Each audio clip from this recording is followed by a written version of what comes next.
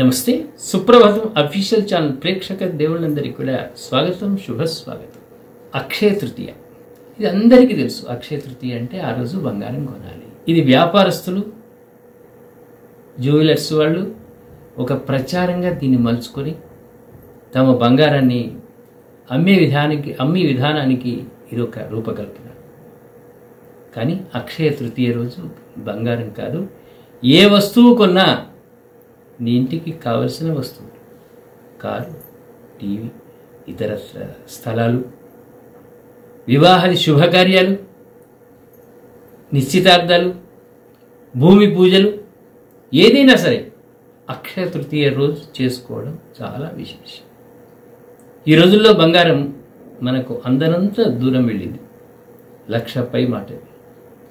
కొందరు అంటుంటారు, నా మిత్రులు కానీ ఆత్మీయులు కానీ, ప్రతి సంవత్సరం బంగారం కొంటున్నాను. ప్రతి సంవత్సరం బంగారం కొనండి, వస్తువులు కొనండి, కానీ దాంట్లో దాన ధర్మాలు అక్షయ తృతీయ రోజు చేయడం వల్ల 10 బంగారం కొన్నంత ఫలితం ఇస్తుంది మీకు. ఇదొక్కటి గ్రహించండి ప్రేక్షక దేవుళ్ళ.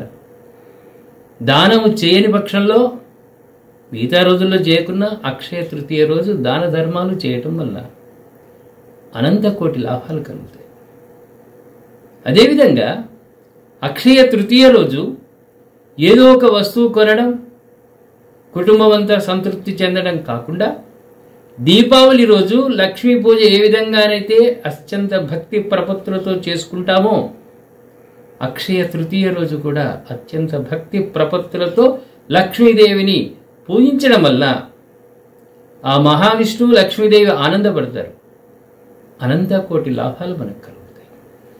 అదేవిధంగా బ్రాహ్మణోత్తములకే కానివ్వండి, ఇతర వేరే మతాల వారికి కానివ్వండి, కులాల వారికి కానీ, ఆర్థికంగా ఇబ్బందులకు గురవుతున్న వారికి, వస్త్రాలు లేని వారికి మీరు దాన ధర్మాలు చేయటం వల్ల ఆ లక్ష్మీదేవి యొక్క సంపూర్ణమైన అనుగ్రహం లభిస్తుంది.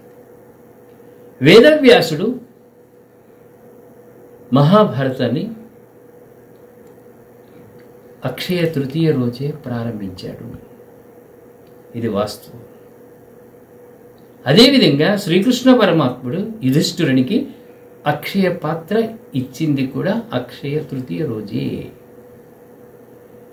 గ్రహించండి.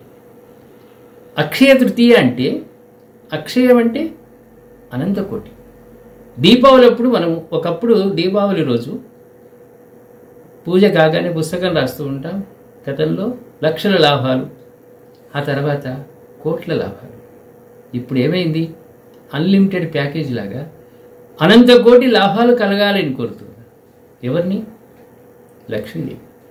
అక్షయ తృతీయ రోజు కూడా ఆ లక్ష్మీదేవిని మనం ప్రసన్నం చేసుకోవాలంటే పూర్వంగానే లేచి స్నానాధికములు నిర్వర్తించుకొని లక్ష్మీదేవికి మనం భక్తి ప్రపత్తులతో పూజ చేయటం వల్ల మళ్ళీ అక్షయ తృతీయ వరకు కూడా ఆ తల్లి మనింటనే చెందనే నిలుస్తుంది.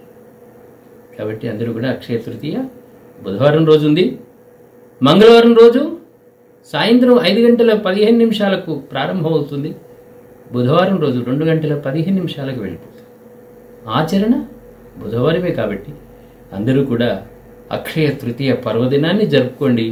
బంగారం అనేది పెట్టుకోకండి, ఏ వస్తువుకున్నా సరిపోతుంది. అదేవిధంగా దాన ధర్మాలు చేయటం వల్ల 1 రూపాయి దానం చేస్తే ఆ లక్ష్మీదేవి 1000 రూపాయల లాభాలు మనకు కలగజేస్తాయి. ఈ రెండింటినీ పాటించండి, అనంత కోటి లాభాలు పొందండి. శుభవస్తు.